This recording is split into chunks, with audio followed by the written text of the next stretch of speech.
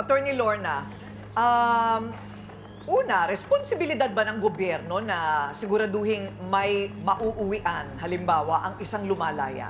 O magkakaroon sila ng buhay after detention?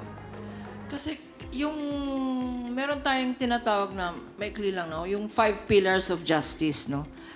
Unang-una yung law enforcement. Alam naman natin yung law enforcement. Pangalawa, yung prosecution, yung may ikukulong. Pangatlo, yung korte. Pang-apat, yung rehabilitation. At panglima, yung community.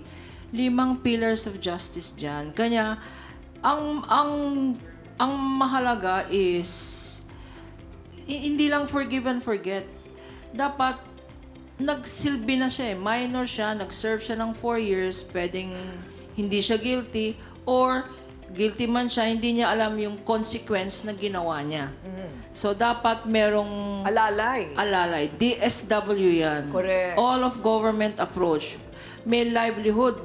Yung 4 years na yan, dapat may tinuturo sa yung livelihood, or skills, or kung read and write, kung hindi ka marunong mag-read and write, may read and write yan. Ang problema is, malasakit ang kailangan. Ayun. Ang gobyerno natin, walang malasakit. Gusto lang nila kulong ng kulong. Kailangan may rehabilitation. Kasi itong si Ryan, hinahanap niya ang mga magulang niya. Sana yung mga magulang niya o mga nakakakilala sa mga magulang ni Ryan, sabihin na hinahanap siya dito sa face-to-face. Yun ang magagawa natin para kay Ryan. Tulungan natin through face-to-face, hanapin ang mga magulang niya. Okay. Okay, Dr. Love, paano kaya mapupunan o maghihilom yung galit sa puso? Dapat siguro, buksan natin yung kaisipin natin. Ryan, ikaw, gusto kong mag-focus sa'yo, no? Sabi mo, wala ka ng pamilya.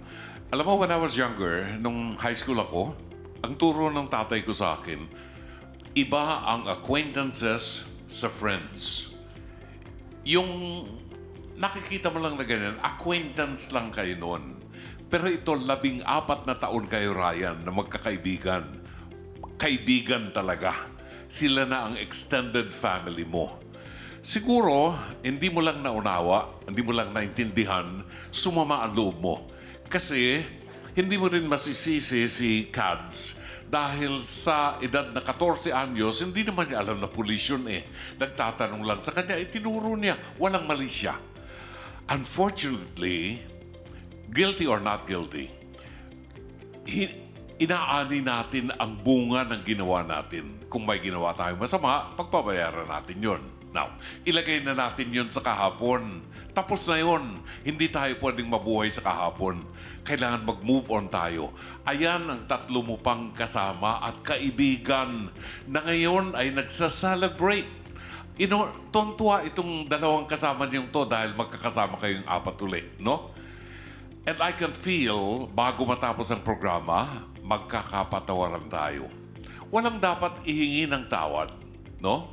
Pero out of love at pagkakaisa niyo muli, palagay ko magpapatawad ka at tatanggapin muli ang iyong extended family na sila ang pinakamalapit na bahagi ng iyong pamilya ngayon. Okay. Doc Camille, so, ano ang dapat na sinasabi ni Ryan sa sarili niya para hindi siya mawalan ng pag-asa sa buhay? Unang-una siguro, Ryan, tandaan mo ha, hindi nasusukat sa sobrang haba ng panahon ng pagiging magkakaibigan nyo. Anong nakikita natin dito? Nagkaroon ka ng tiwala sa kanila. At the same time, nakita mo yung malasakit nila.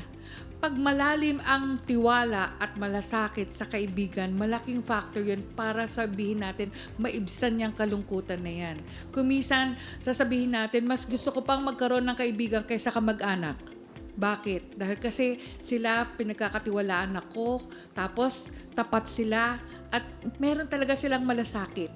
So, sana yung galit, yung sama ng loob mo, mawala na sana yan kasi kinakailangan na maging maayos tayo dahil kung marunong ka magpatawad, yung pagmamahal na nandiyan, na nakulong, magiging malaya.